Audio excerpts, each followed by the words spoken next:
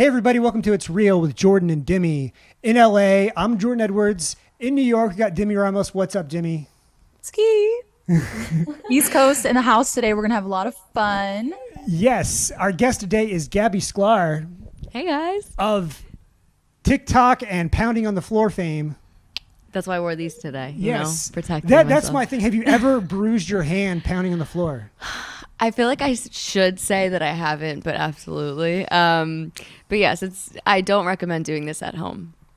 We are not sponsored by Arrowhead Water, but No. we are hydrated. Yes, Or we this will be is hydrated. A reminder to drink your water. Yes, of course. Stop what you're doing. Stop what drink you're your doing drink your water. and take a hydration break. Yes. There we go. And Demi Cheers takes a to sip. that. There we go. Yes. There we go.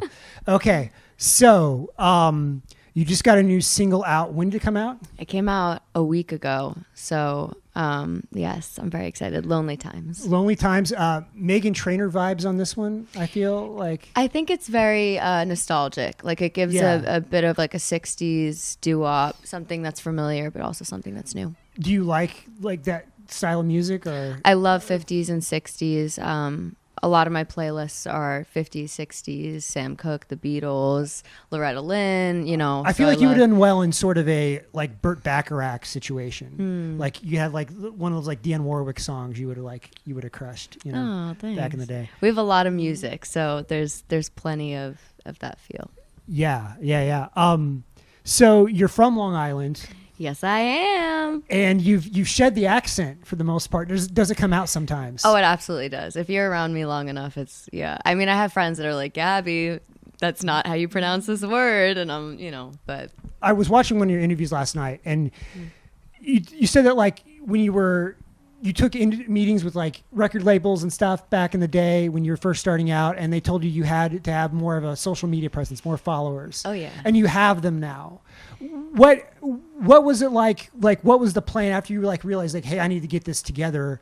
What was the plan as far as like, upping your social media presence? I think for me, for people that don't really know the background so much, I got into the industry when I was 13, 14 when I met my manager, Lee. And, Who's over here? Off camera. Shout out right Lee. here, blessing us with his presence. Thank you for being here, Lee. But, I was very fortunate to be in these situations where I would, meet some great people, but I was always focused about the music. And I think in an industry that's all about music and your art and your narrative, that was something that I saw, like the transition of Instagram and now later TikTok. So it's interesting because I felt there was a part of music that was being stripped away from an industry that was about music, and it was more geared towards social media. So now being in a position where I've built it and I've been posting videos and I've curated an incredible community of people, it's definitely interesting to see not having it and then having it. But I think what it is, you have to adapt to the times. We're in a very digital age, and it's important to remember that those numbers are people. They're real people tuning in, and Right. And Hopefully it's they're amazing. real people. They're real people, and I've met some of them, and they're incredible. And yeah, it's been a really great privilege to have. You're 23 right now. I am. So you didn't grow up with TikTok. No. You grew up more like, Thankfully. Instagram and Facebook, I guess, were the big things when you were Facebook, like, yeah. I feel like I'm really aging myself. But yeah, You can't say that when you're Facebook, 23. I'm sorry. I I refuse for to the let you say it. younger viewers. But yes, I grew up playing video games with my sisters and having a very normal, not digital childhood. I think Nintendo was like a DS was like the most Nintendo digital DS it was. yeah. And then like, of course, 13 going into like high school, Instagram, and then like a few years back, TikTok. So I seen the transition. The Have you reason I ever had a bring it up is- Tamagotchi?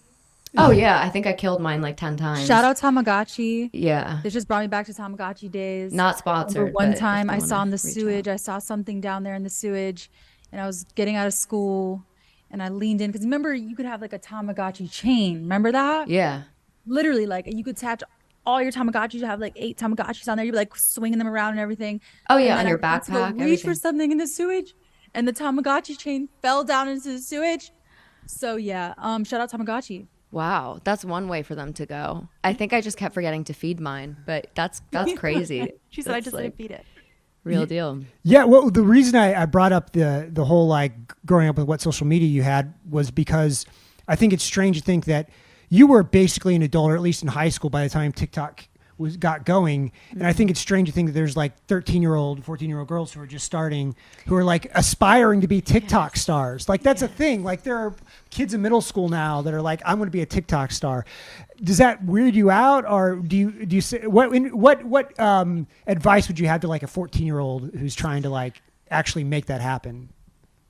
I don't judge. I can understand like being consumed in like seeing things online and then being inspired by things and taking that into, consideration in what you want to do. But I think it's important to know what your goals are and to not be like, if you want to be an artist, to make that the priority and kind of zone out the social media, because I think in doing your thing and being authentic to yourself, your people will come. And then, it's all temporary. I think there's always going to be like a TikTok. There's always going to be the next thing, because I've lived it. We all have. And we see the times of what's the new thing. I feel like it's been a while since like there was a new one that people really were into. Oh yeah. But I feel like it's always going to be a cycle of things. Yeah. I think it's just important to like think about the bigger picture and just remember, everything is online, and to just whatever you post, just, if it's cringe, that's one thing, like whatever. But, Right. you don't want to look back and be like, oh, why did I do that? But in the same regard, don't let it stop you from being like, oh, people at school are going to see this and judge me, and who cares? Like if you want to do something and you have a goal of doing something, just do it, because like you never know what video can change your life. Speaking of life, how is life? Like outside of like all the music stuff, like how is life? How are you feeling? It's about to be a new year. That's a great question. First of all, thank you for asking me that. And I'm going to also flip the coin and ask you that after I answer. But life has truly been great. I feel very grateful. And I think like I've had a past few years that were not so great. And so having a great year, just being around amazing people and love and support and so much growth, it really puts things into perspective, and it also allows you to appreciate the times that maybe aren't so great and where you can learn from them and where you can grow. But I'm just excited for next year. I think like there's so much growth that I see and so many goals that I see for myself that I'm just really hoping 2024 can bring a little taste of that. But yeah, I mean, life is good. I feel really grateful. I'm happy to be here even, and thank you for asking that. What about you? 2024, what's like your resolution? Both of you. 2020. Do you remember when we used to like make resolutions when we were like little kids and then like I still try to do it. follow it? Oh yeah, I still Did do you ever it. do that? Oh yeah. I would like never- put it on my wall, I but never- it would be like I tried. That was the problem. It's hard to hold yourself accountable, like you have a Demi, list. Demi's a big manifestation person. I feel that.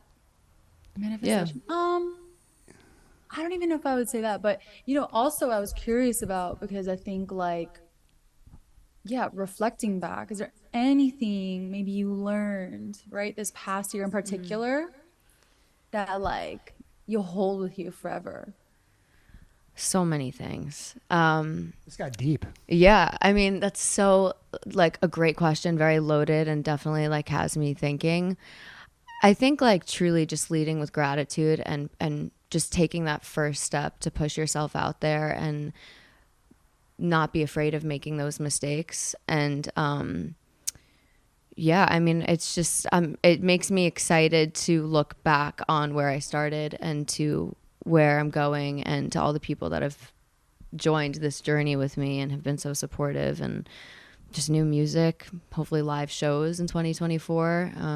But yeah. Yeah, 2023 has been a big year for you. You hadn't really put out much music before this year, or at least available music on Spotify. Yeah. I'm sure you had released stuff before just on your own. But what was it about this year where you like got yourself in gear? It was like, okay, I'm going to release these singles. There's going to be cool cover art and we're going to do music videos. Like, why was it this year?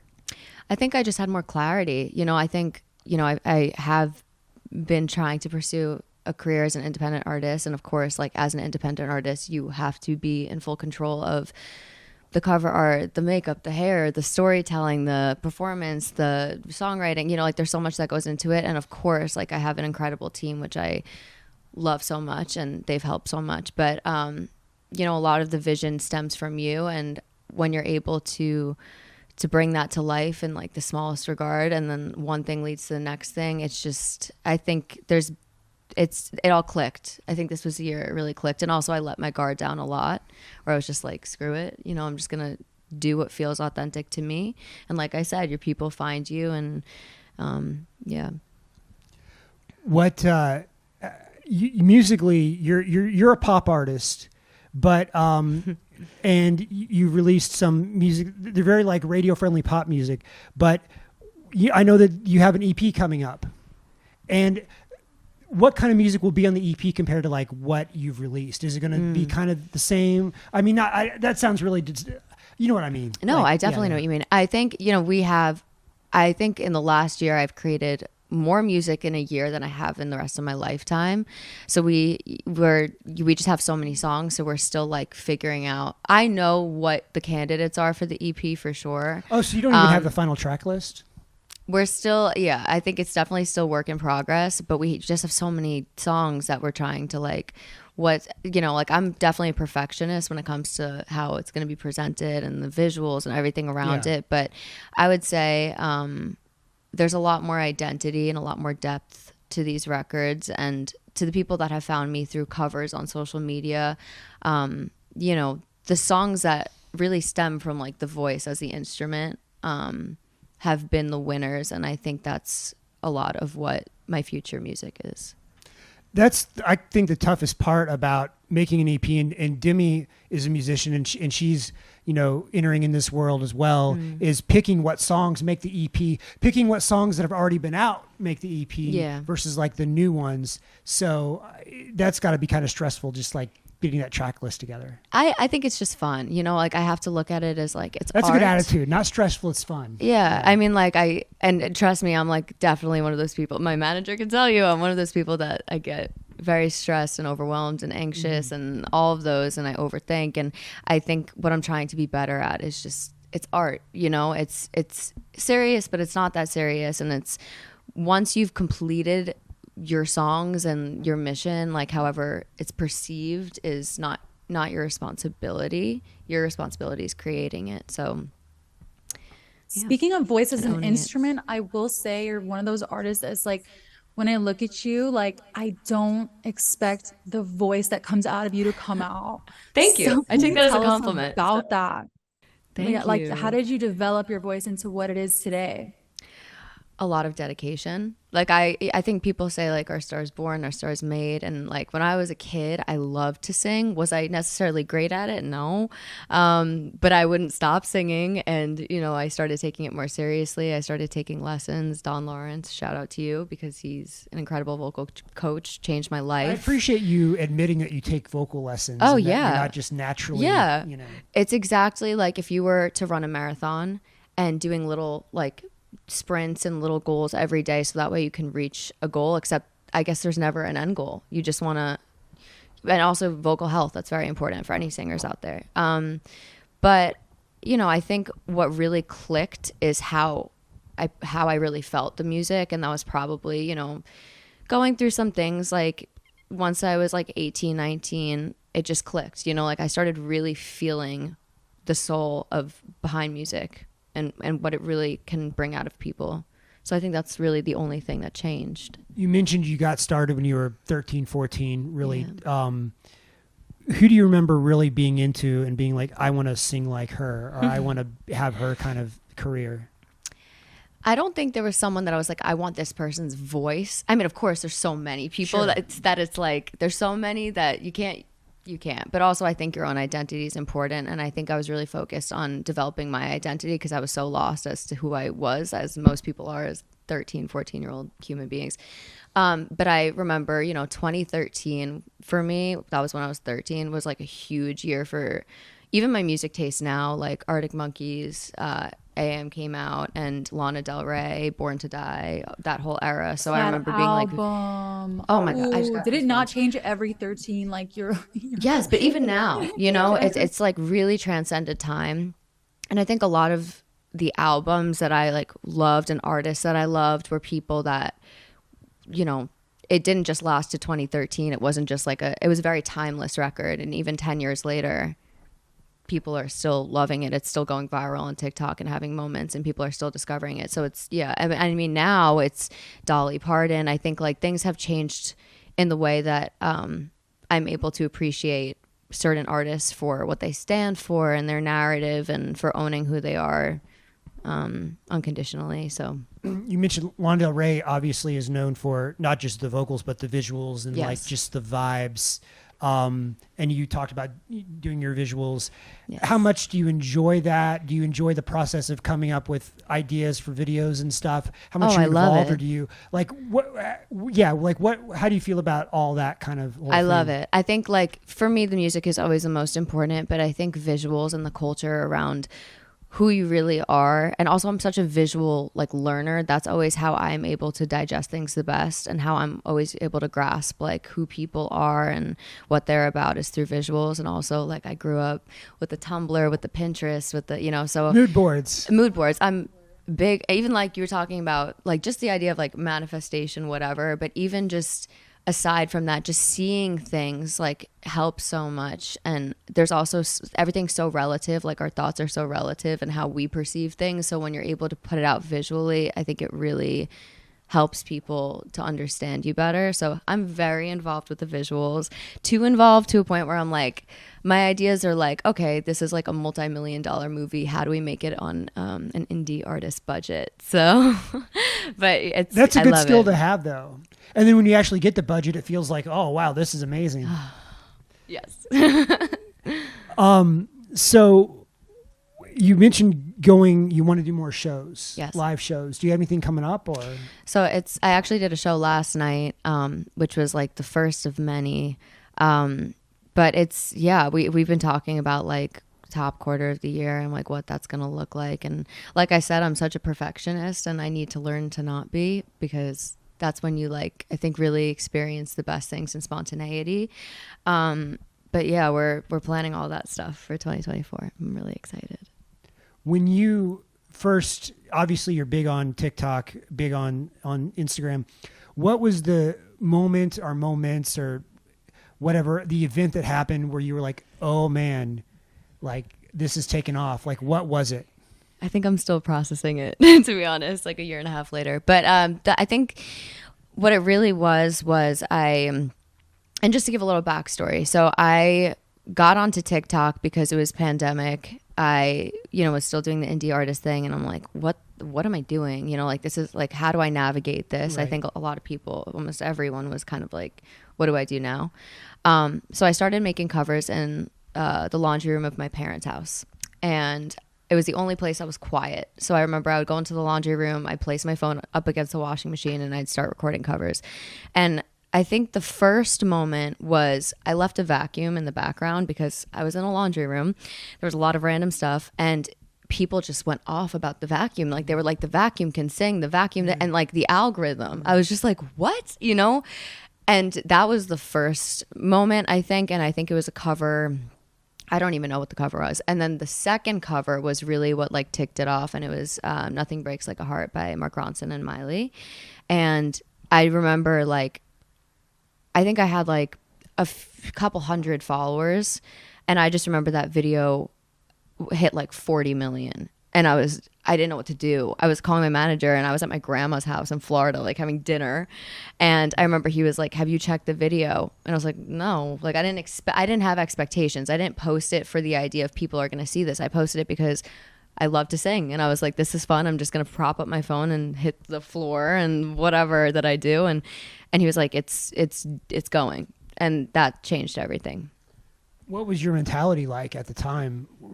Obviously you're overwhelmed, but yeah. But at some point there's got to be a plan. Like, okay, we have this following, we have this momentum. We need to think about it and be, strategic about it. Yeah.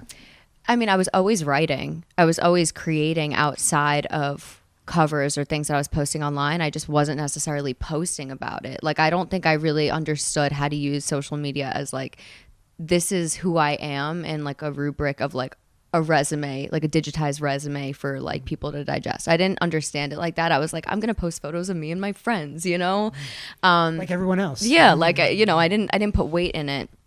So I think like I was still doing the writing and everything. And my thing was like, I just need to find the right team of people that can like a producer or someone that could really understand how to elevate what we already have and what this narrative I want to be is.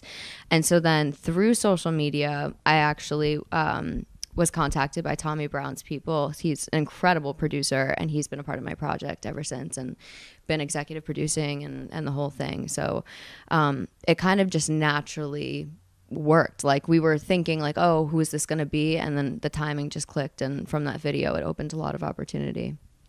You sound like you're comfortable with where you're at right now. I'll never be. I always you know, which sounds terrible. I'm very grateful for what I have and where I started, and for if this is it, I will be a happy girl forever and always. But I think I always have been one of those people that's like, okay, what is the vision in 5 years from now? What is the vision in a year from now? So I think I just have a lot of goals that I would love to fulfill, and then maybe I'd say We've had a lot of artists on the show, but honestly, like since the moment we started talking to you, I've just felt so much realness from you, and I think that's so like special, and like you don't find it every day with artists, especially like in the digital age or just in music in general.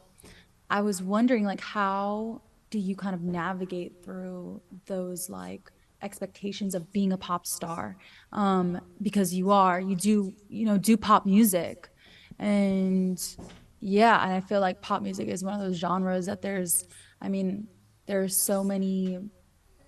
I feel like it's one of those harder genres to be in, wouldn't you say? It's saturated. Yeah. No, I mean every genre is saturated, but it's just like, how do you kind of navigate and just like through all of this stuff in your career and all of these exciting things that happen, but maybe the harder times as well?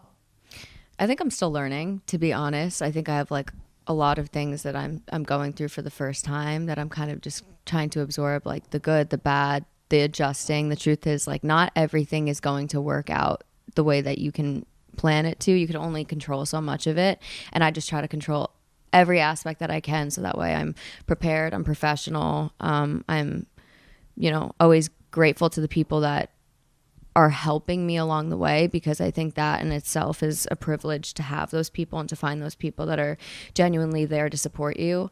But I think it's just a lot of learning, a lot of vocal lessons, a lot of just taking care of myself, and maybe opting out of the nights out and maybe staying in and writing, and prioritizing things that maybe some of my friends would love to be doing in their 20s that I would maybe sometimes love to be doing in my 20s, but also realize like what my goals are and where I want to be and who I want to be. And so saying no to certain things, saying yes to other things, and really figuring out who your identity is. What do you do when you're not all serious about your career and strategizing about EPs and stuff? Like, what do you watch? What do you like do when you're not doing music?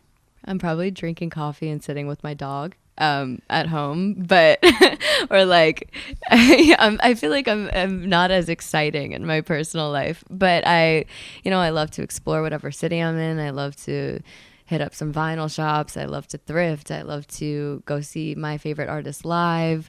I love to eat. I love to... Do you actually speak French? You got a song, Pardon My French, wish. But you don't. I think a lot of people could tell that I don't, which at the time, I think I got too cocky. I was like, oh, I know what I'm doing. Yeah, some of the... I'm like, I don't know what I'm doing. Yeah, there are like some comments in your TikToks are like, she doesn't speak French, or like, And let me preface, by no way did I mean to offend anyone in my pronunciation. I love French. I love the culture. I love the people. I have French heritage, except it definitely like skipped a few generations because that did not get passed down to me. I wish I spoke it better. But I think I just had like this vision of doing a song in French, and also the idea of Pardon My French being like, it's imperfect. Pardon my French. And in English, like it's just that saying. And I think that accidental mistake of the pronunciation being so off ended up playing into the concept, Pardon My French, even more. Yeah. So it almost would be like too much if you were like trying to do perfect pronunciation with, trying a bit too trying hard. Too hard. Yeah. That was me trying that, my like 110%. But I think like maybe I just need to, the learning lesson is I think, Rosetta Stone, Duolingo, if you guys are watching this, and you want to sponsor and you want to teach a girl French, I'm out here waiting. My DMs are open. Go, Rosetta Stone. Go. Yeah. So we want to do a little game with you, a little activity. We want to do Magic Box with you. It's tradition pop dust. We've been doing it for 10 years or something like that. So let's do Magic Box with Gabi Sklar. Let's do it. This is the Magic Box. And if you want to take the top off. Yeah, absolutely. I'm setting this down. Yeah. I guess I should have done it ahead of time. There we go. Okay, so just pick a piece of paper from the box. All right. And see what it says. My nails don't help this. What's your favorite Taylor Swift song? Like Teardrops on My Guitar. I know that's controversial, but I think the OG stuff or You Belong With Me. I don't know. That's a hard question. Yeah. Can I pick another one? Okay. Well, yeah, keep going. Yeah. Okay. Yeah. Who is your first celebrity crush? Danny Phantom. What? Yeah, She's running through them. She's running through them. Oh my gosh. What's your favorite Lana Del Rey album? Okay. Also controversial. I'm going to pick an answer that's not a real answer, but it kind of is. It's Born to Die, Paradise Edition. So basically, it's the two albums in one. But if you Google it, it is a real thing. So basically, those two albums. But it's one. Yeah. Still. Yeah. That's one that has like all the like video games and stuff on it, right? Yes, you know it. Yes. Name a food you think is gross. This is a terrible question for me because I love all the controversy. Oh, you know what? This is an easy question. Ketchup. Ketchup. Whoa. Just ketchup in general? I'm scared to even put that into like the public knowledge because I'm just waiting for someone that doesn't like me to just show up to one of my shows with a plate You're of going to ketchup. get like a hater. Yeah, people squirt. Someone's going to send a box of ketchup to my P.O. box. That's what's going to happen. Fan mail. No. Your enemies. My enemies. If my enemies are watching this, I love ketchup. What's your favorite fast food restaurant? Okay. This is also controversial. I think I'm just so controversial. Yeah, hot takes. Hot takes. Boston Market. I know Boston Market. I know that's Whoa, not. That's hang like on. that's more luxury Yes. fast food, must I say? It's just not very good. I love it. The cornbread, the rotisserie, Honestly, the mac and cheese. It is good, actually. I'm gonna get chicken Boston is Market for lunch. fire. That's what I'm gonna get. Sorry if you're vegan. I like the rotisserie No. chicken. I don't. If you could have one cereal for the rest of your life, which would you choose? This is hard. This is probably the hardest question I've been asked so far. Okay, I love the controversy. Soggy, shredded wheat. Soggy. It's so good. It's like a soup. It's like That it's like sounds so unappetizing. I like it. That's Or different. like That's different.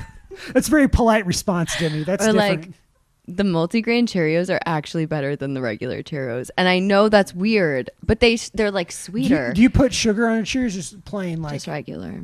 Oh. I don't think anyone's taking my food advice from this. If you could be a musician in a different decade, which one would you choose? You love vintage stuff. I do, but also I'm like, the 70s just seemed fun. And I feel like there were so many new sounds. It was just a really fun decade for music. So maybe the 70s, but also the 90s were crazy. Yeah. Like there was just so much talent, and also like MTV and As Nirvana. someone you were kind of born at the tail end of 2009. Like I was 99, but I still... so you like didn't get to experience it. Do you feel like do you kind of feel left out that you didn't get to experience the 90s? Because everyone talks about how great the 90s were. I don't feel left out because I was also the youngest of older siblings, and they grew up in the 90s. So I think a lot of what they had trickled into my childhood, and also I loved the 2000s. But I do think that 90s was a very influential decade. So maybe the 90s. Great music in the 90s too. Great, a lot of things. Fashion, just like everything. It was so cool. Yeah, and TV as well. TV as well. Yes, that's true. We'll do one more. We'll do one more. Okay. Oh boy. Okay. Who's your favorite rapper? Oh my goodness. Oh boy. Lee, who's my favorite rapper? Yeah, you. My manager. My manager has 9 lives, and in one of them he was a rapper actually. Yeah, you should hear his flow. Shout out Big A.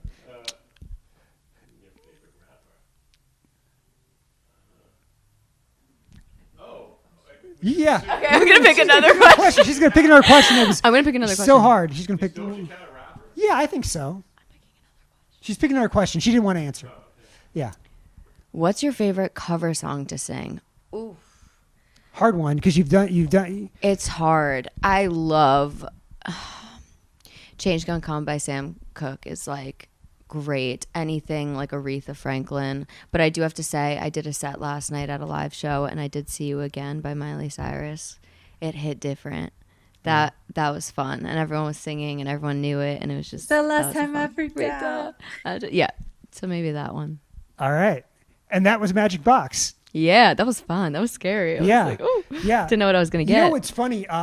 We'll put this up. We'll wrap up the interview here. But it's funny. Some people like will take one question and talk 5 minutes in the same question, and you're like zip, blah, blah, zip, blah, blah. So like we never know. Sometimes these have like 3 or 4, and sometimes they have like 7 or 8. Like you. Just it's my ADHD. Yeah. So that's why. Yeah, I'm a big like game show person. So I love.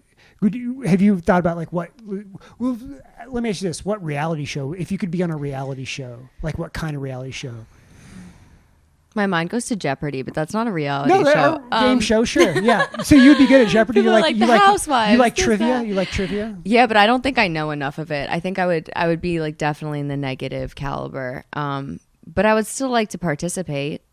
Yeah. Yeah. Maybe if they rig it a little bit and put people that are more of my level of like not really knowing the answers to all these crazy questions like from every day. It? Yeah. Oh my gosh. Yeah, because my family like loves it. They know all the answers. I'm like, how do you know this? I'm a Jeopardy. I was on I may or may not have been on the academic team when I was in high school where it's like Team Jeopardy where you face other high schools and trivia. That's so cool. Yeah, it was really cool. It was wow. really cool. They didn't have that at my high school. If they did, I would have, trust me, I would have been VP.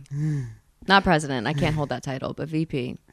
Could you handle, speaking of reality shows, could you handle like a reality show where the cameras follow you around and document your life? Could you do that now? I don't think so. I mean, no. No, I don't know. I would love to be on a show. Like, I think like American Horror Story or like, if an opportunity you do like a Lady came up, Gaga thing, like going to movies sort of. sign me up. But reality TV, probably not. No. Yeah. Yeah. This is like the most camera, I think. The most camera you can handle. Yeah. Yeah. All right, Demi, you got anything else? Sheesh. I remember I'm just like, in all truth, like I'm that's the only thing I can watch. Reality is a little bit like reality. Yeah, Demi doesn't do scripted stuff. It's a really good getaway. I think like a mental getaway. Like you kind of just lose yourself in like what you don't have to think about it. It's a great distraction. I totally see like the beauty in it. I just don't want to be on it. I want to watch it. I don't want to be on it. Yeah, that's fair. All right, Gabi, that'll be it. Thank you so much for joining us on It's Real with Jordan and Demi. As always, go to popdust.com for the latest in pop culture and music news. Follow me on Instagram at Jordan Edwards Studio. Follow Demi at Demi_Ramos. Watch all our past episodes and listen to us on your favorite podcast platform. Until next time, we'll see you later. Thank you so much for having me. Of course. Both of you. Thank you. Thanks for tuning in.